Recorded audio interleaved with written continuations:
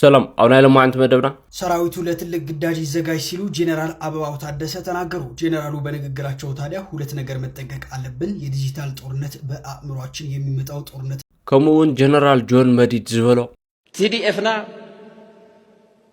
ወሐስሉና ናይ TDF ናይ ሰላምና ወሐሲ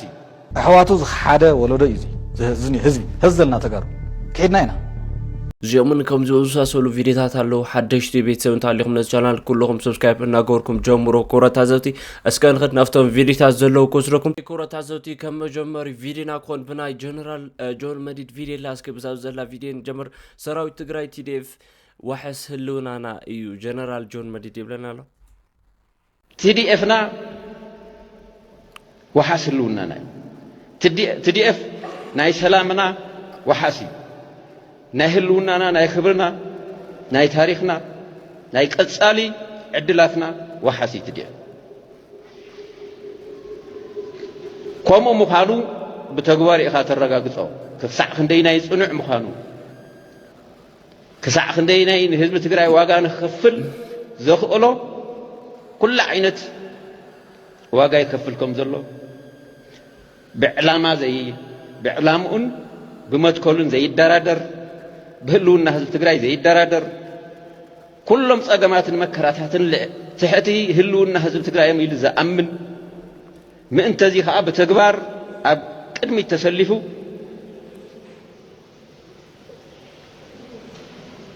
هو تزخفل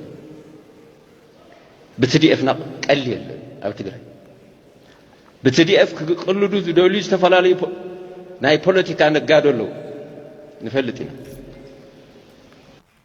اسكي كورة عزوتي جنرال جون مديد بزعبا TDF زولوت فيديو كم تزريكم ويزمسل حسام تاليكم اوزو فيديو زي حساكم ابوتاكم انت تقلصوا تخليهم ابزقا اسكي حانت فيديو لا اوزلو بوليتيكانيا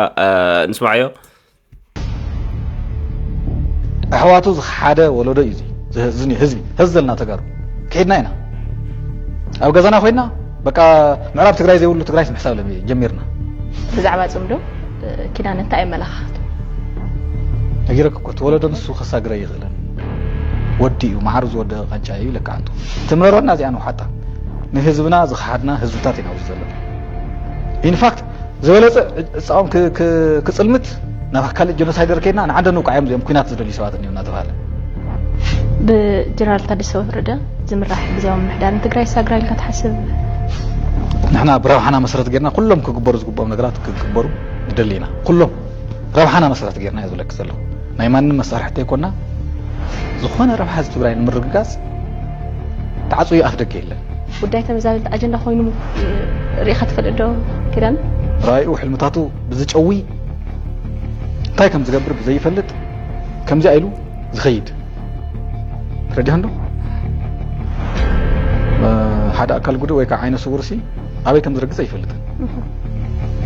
ዘሎ መርሒነት ብዙ ዝገልጻና ብግምት ይዝኸ በሃሶታ ይዝኸይድ اسكي كورة عزوتي نايز بوليتيكانيا فيديو كم تزريكم ويزمسل بزعوا او زحساس زلو اب تግራይ زلو كونتات زغلص زلو اسكي ناتكم حساب تاليكم حساكم ابوتاكم انت كتገልጹ ትخليكم ابزخ اسكي ابي ناي ኢምሬት ልኡኺ ይብለናል አብይ አህመድ ስለ አሰብ የሚያወራው ለኢትዮጵያ ክብር ለኢትዮጵያ ፍራይድ ኢትዮጵያ ባርበር እንዲኖራት አስቦ እንዳይመስላችሁ አይደለም ዩናይትድ አረብ ኤሚሬት አሰብ ላይ ኢንቨስት አድርጋ ነበር ሻቢያ አባሯታል ያንን ቂም በአብይ አህመድ በኩል ልታወራርድ ነው ምንድነው የዘንዶ ጉሮሮ በሞይን ክንድ ይለካል ነው የሚባለው በርግጥ የአብይ ክንድ አይደለም የሚለካው የደሃ ልጅ ክንድ ነው ዛም ይለካው የደሃ ልጅ ነው የሚረክፈው አብይ አህመድ ጉዳዩ አይደለም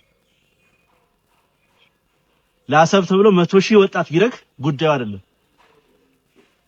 እሱና በዙሪያው ላሉ ሰዎች ዱባይ ለሚሰራላቸው ቪላ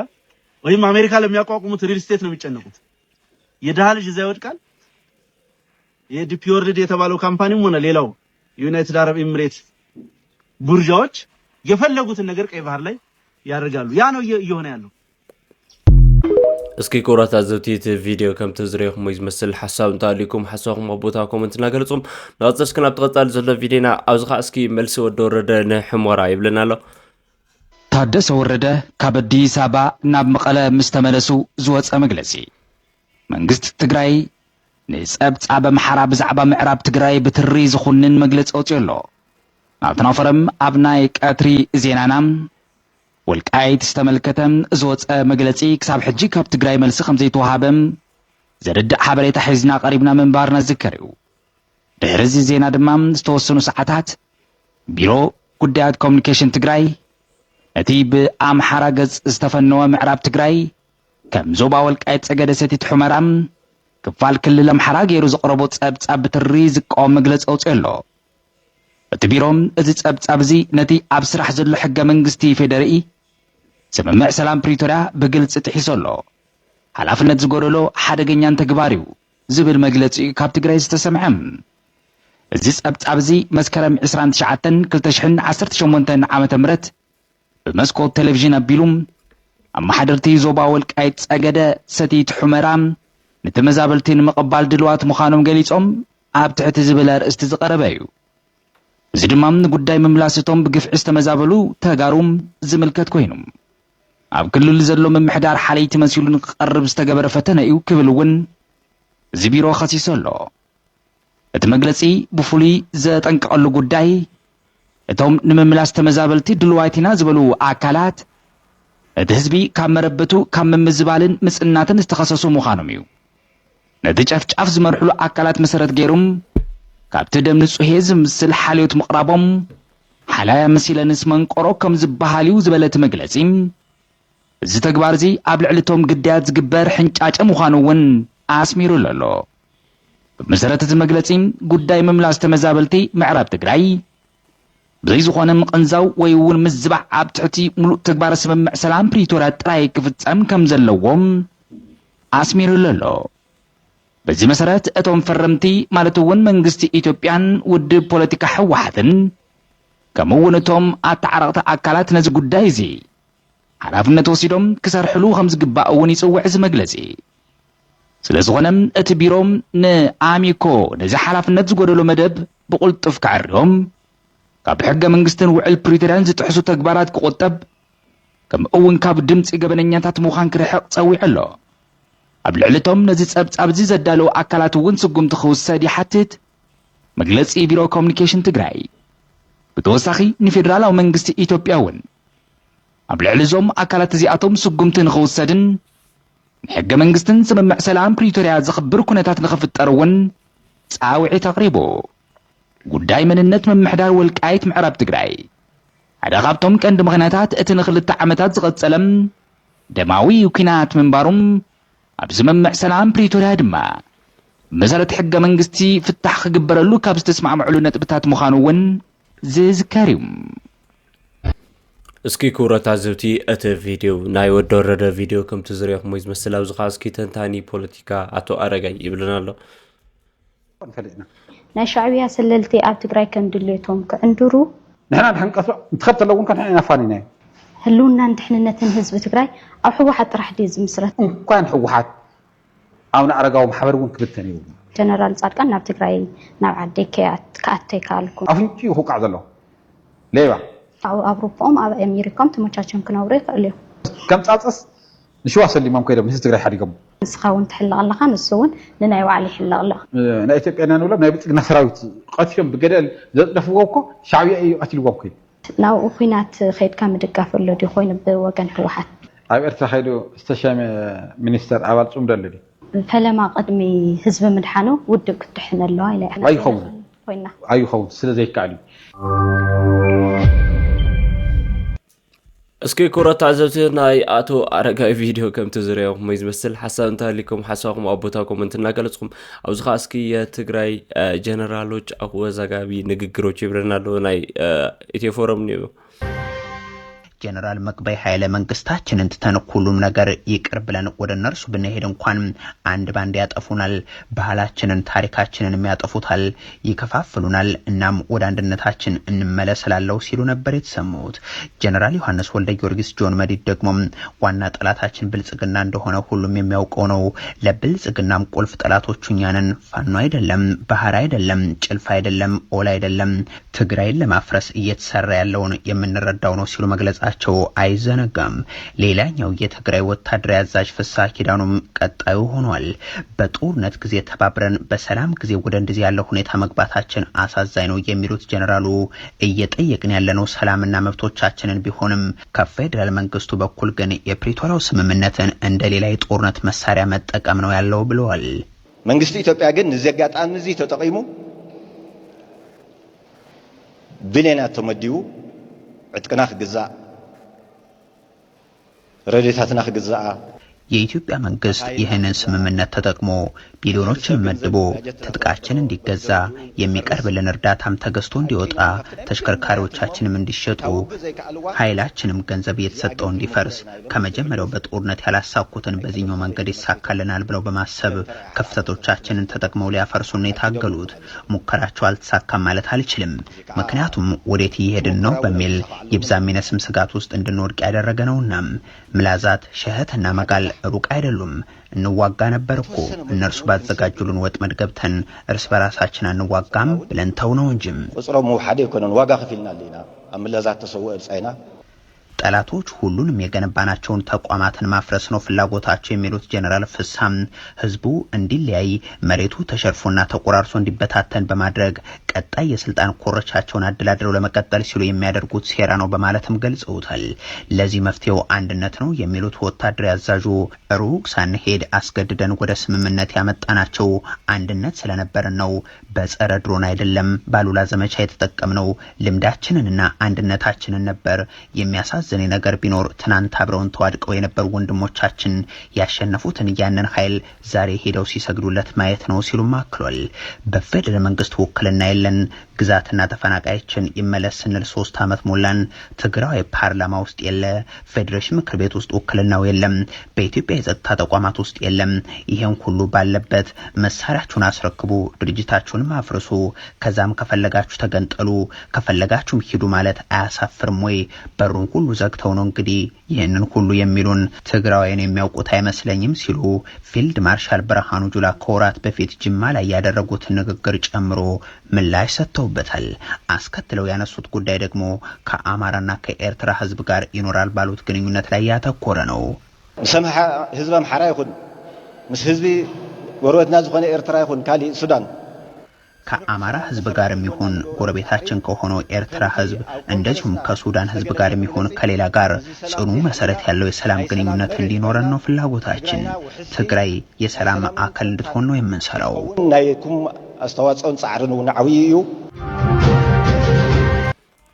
እስኪ ኩረታ ዝብቲ ናይ ኢትዮ ፎረም ቪዲዮ ከም ትዝሪኹም ይመስል ሓሳብ እንተሃሊኩም ኣብዚ ቪድዮ እዚ ሓሳብኩም ኣቦታ ኮመንት ክትገልጹ ትኽእሉ ኢኹም። ኩረታ ዝብቲ ንኽትስከብ ዝኸኣስ ሃዋ ሽኮር ብዛዕባ ጽምዶ ዝበሎ ቪድዮ ኣለዎ። እስኪ እታ ቪድዮ ሪና ንመለስ።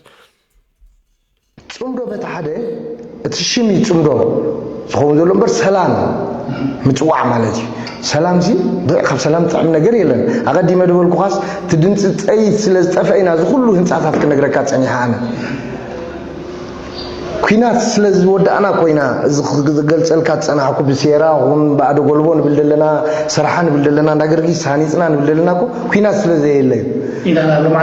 ኣብ ልምዓት ኣቲና ዘለና። ጽምዶ መፂኡ ሰላም ተገይሩ ክልቲኡ ህዝቢ ፍቁር ኮይኑ ክልቲኡ ህዝቢ ተራኺቡ ክኸይድ ክትሪኦ ከለካ ህንፃኻ ከማሕረ ክንደይ ክኸይድ እዩ ኢኻ ትርኢ። ስለዚ ጽምዶ ብጣዕሚ ዘሐጉስ ነገር እዩ፣ ደስ ዘብል ነገር እዩ። እንታይ ኮንካ ደይገበርካሉ ንዝብለኒ ግን ኣነ እንታይ ይብል ነይረ ቅድሚ ሕጂ ዝኾነ ሚድያ ኣነ ክዛረብ ከለኹ ቅቡል ካብ ሰላም ጥዕም ነገር የለን። ወላ ትእዛና ዕሪፉ ተኽሲ ወላ ተን ታንክታት ተን ማካይን ከማን ዕሪፈን እሱ ከኣኒ ኣብ ክንዲ ንጎ ኸላሽን ንጎ ፍራዝኦ ክሕዝ ከሎ ደስ ብሎ ኩናት እኮ ሰዓት ሓተካኒ ፍርቂ ለይቲ ጅመር ሰዓት 1 ናይ ለይቲ ጅመር ሰዓት 3 ናይ ለይቲ ኩናት ክፈት ድቃስ ዘይብሉ ህይወት ድኸፍል ኩናት እዩ ጽምዶ ግን ታይ ድብለካ ደሎ ሰላም እንዲ ድብለካ ደሎ ሰላም ተቆይኑ እኮ ሰዓ 7 ኢኻ ስራሕ ትወፍር ትፈልጦ ኢኻ ሰዓትካ ፋዱስ መጽኻ ከም ትምሳሕካ ትፈልጥ ኢኻ ሞዶ ጉድል ኣብ ሓቂ ካብቲ ክስታይ ወጪና ተተዛሪብና ንሕና ኤርትራውያን ውሑዳትን ጽፉፋትን እንዳበልና ከለና ሓደ ናስ ክትጎድል ከለኻ ናይ ዓመት ክልተ ዓመት ይድሕመን ምክንያቱ ኤርትራዊ ሓደ ጎድለን ስለ ዘይደሊ እስኪ ክቡራት ታዘብቲ ናይ ሳዋ ሽኮር ቪድዮ ከም ትሪእዎ ዘለኹም ዝመስል ጽምዶ ሰላም እዩ ጽምዶ ኣነ ብወገነይ ይድግፎ እየ ብጣዕሚ ይብለና ኣሎ ሓሳብ እንተሃሊኩም ሓሳብኩም ኣብ ቦታ ኮመንት እናገለጽኩም ክቡራት ታዘብቲ እስኪ ኣብዚ ኸ እስኪ ኣዱ ብሌና ኣስተውዕል እንታይ ይስራሕ ኣሎ ኣይኮነን ዓሰብ ውሰድልክዮኒ ኣቢ ውሰድን ኢኹም ኢልኩሞ ንስኹም ትበልኩሞ እንዳለይ ደጊመ ዓሰብ ባፅዕ ኩሉ ናትካይ ከም ኬፍካ ተባህለ ዳኣነታ ተኽብሎ ኣነ ኻታይለ ህዝበይ ኣቢዩዝ ምንት ኸይገብረለ ሸተት ኣቢልኩም ሃብዎ ኢና ንብል ዘለና ዓሰቡ ሃብዎ ህዝብና ኸይትንከፍ ህዝብና ፀገም ምንት ኸይመፁ ሃብዎ ኢና ንብል ዘለና ሃብዎ እንተ ብፍቶት ድዩ እንተ ብገለ ድዩ እንተ ብቕብጥር ብቓል ኪዳን ሃብዎ ጉዳይ ኣይኮነን ንዓ በዚ ሕጂ ዓሰብ ደገለ ደሳቢብካ ግን ህዝቢ ኤርትራ እንድሕር ተተንኪፉ ወይ ከዓ ዝተሪፉ ዘሎ ሰራዊት እንድሕር ተተንኪፉ ኣብዚ ገዛ ንዓኸትኩም ከም ንጅምረኩም ፍለጡ እዚ ክትፈልጥዎ ኣለኩም እዚ ጭካነ እዚ ክትፈልጥዎ ኣለኩም እዞም ብፍላይ ነጋሪት ኩናት ንፋጥ እናበልዓኩም ኣብ ቲክቶክ ገለመለ ደቂ 3 ዓመት ነጋሪት ኩናት ተሃርሙ ዘለኹም እዚ ካብ ርዱእ ጌርኩም ክትሕዝዎ ኣለኩም እስኪ ክቡራት ታዘብቲ ናይ ኣዱ ብሌና ቪድዮ ከምቲ ትሪእዎ ዘለኹም ዝመስል ንኣብዪ ዓሰብ ድሌቱ እሞ ይውሰዶ ትብለላ እስኪ ሓሳብ እንተሃሊኩም ሓሳብኩም ኣብ ቦታ ኮመንት ክትገልጹ ትኽእሉ ኢኹም ክቡራት ታዘብቲ ኣብዚ ኸ እስኪ ሓደ ፖለቲከኛ ንጻድቃን ዝብሎ ዘሎ እስከሪና ይመለስ ከምዚ ዓይነት ክሕደት ተረኣዩ ኣይፈልጥን ኣነ ብክሕደት ፈሪጆም ይፈልጥን ዘም ኣካላት እዚኣቶም ትፍርጆም ታብ ዘላ ጉጅለ እያ ናይ ማን ግን ይመስል ሕዚ ኮንካ ክትሪኦ ከለኻ ናይ ማን ይመስል ባዕሎም ይረጋግጹ ኣለዉ ጆኖሳይድ ናይ ትግራይ ንዕዳጋ ፖለቲካ ቀርበ ይግባል ስቃይ ናይ ትግራይ በደል ናይ ትግራይ ንፖለቲካዊ ኢድመንስ ቀርበ ይግባል ነይሩ ዝገብርዎ ዘለዉ ፍሉጥ እዩ ንምንታይ ከምኡ ይገብሩ ከም ዘለዉ ናይ ትግራይ ጆኖሳይድ ብኢትዮጵያ የተፈጸመን ብመከላከያ የተፈጸመን እዩ ዝበሃል ዘሎ ብብልጽግና የተፈጸመን እዩ ዝበሃል ዘሎ ኢትዮጵያ ኣብ ኣና ሃለውን ማለት እዩ ኢትዮጵያ ናብ ትግራይ ኣትያውን ስርዓት ትኽብር ከም ዘለዋ የምፅዎ ብልጽግና ናይ ስርዓት መኽበር ምዃኑ የምፅዎ ዘለዉ ህዝብ ዝገብርዎ ዘለዉ ህዝቢ ትግራይ ንብልጽግናን ንመከላከያን ንኢትዮጵያ ንተዓድን ንኽቕበል ዝገብርዎ ዘለዉ ፕሮፓጋንዳ እዩ ድሕረ እዚ ኸዓ ኢትዮጵያ ብውዕል ፕሪቶርያ መሰረት ኣብ ዛላንበሳ ክፍማል ትኽእል ነይራ እያ ገዲፍና ወፂእ ኸይድ እዩ ኣብ ራማ ክፍማል ይኽእል ነይሩ ገዲፍና ወፂእ ኸይድ እዩ ድሕረ እዚ ኢትዮጵያን ብልጽግናን ተመፂኦም ወረርቲ እዮም ንፈልጦም ብወረርቲ ከም ወረርቲ መጠንቃዕ ይምክቱ እስኪ ክቡራት ታዘብቲ ናይዚ ፖለቲከኛ ቪድዮ ከምቲ ትሪእዎ ዘለኹም ዝመስል ኢትዮጵያና ኣብ ብልጽግና ኣብዚ ሰዓት ካብ ሕዚ እንደ ኣብ ናብ ትግራይ እንተኣትዮም ወረርቲ እዮም እና ወረርቲ ክንምክት ኣለና ይብሎ ኣሎ እስኪ ሓሳብ እንተሃሊኩም ናቶም ሓሳብኩም ኣብ ቦታ ኮመንት ክትገልጹ ትኽእሉ ኢኹም ክቡራት ታዘብቲ ንቕፅስ ክለብ ተወጻል ዘሎ ቪድዮና ኣብዚ ኸ ሰራዊቱ ለትልቅ ግዳጅ ይዘጋጅ ይብለና ኣሎ ንዓብዪ ግዳጅ ይዘጋጁ ይብለና ኣሎ ሰራዊቱ ለትልቅ ግዳጅ ይዘጋጅ ሲሉ ጄኔራል አበባው ታደሰ ተናገሩ። ጄኔራሉ በንግግራቸው ታዲያ ሁለት ነገር መጠንቀቅ አለብን፣ የዲጂታል ጦርነት በአእምሯችን የሚመጣው ጦርነትና እንዲሁም ደግሞ በስድብ የሚመጣው ጦርነት በቅጡ እናውቀዋለን ያሉ ሲሆን በመንደር የሚመጣውንም ጦርነት በቅጡ እናውቀዋለን፣ ማን እንደሚልከውም እናውቃለን፣ ለዚያ በቂ ዝግጅት አድርገናል። ስለዚህም ደማችሁን አጥንታችሁንም ከስከሳችሁ ለዚያ ታላቅ ነገር ተዘጋጁ ሲሉ እንግዲህ ጄኔራሉ ተደምጠዋል። ጄኔራሉ ይህ ንግግር ያሰሙት እንግዲህ ከቀናት በፊት በባቱ ከተማ ተገኝተው ነበር። እናንተስ በዚህ ጉዳይ ምን ትላላችሁ? ሐሳባችሁን አጋሩ እስኪ ክቡራት ታዘብቲ እቲ ቪድዮ ከምቲ ትሪእዎ ዘለኹም ዝመስል ዝግጅትና ወዲና እዮም ዝብሉ ዘለዉ ኣብ መከላከያ ሰራዊት ማለት እዩ። እስኪ ሓሳብ እንተሃሊኩም ሓሳብኩም ኮመንት እናገለጽኩም ናይ ሎማዓንቲ ቪድዮና እዚኦም ይመስሉ ነይሮም። ኣብ ወጻኢ ቪድዮ ተመልሼ ክሳብ ዝመጽእ ነዚ ቻናል እዚ ኩልኩም ሰብስክራይብ ጋር ከይትርስዑ፣ እዚ ቪድዮ ዝተሰበችኩምን ላይክ እናገበርኩም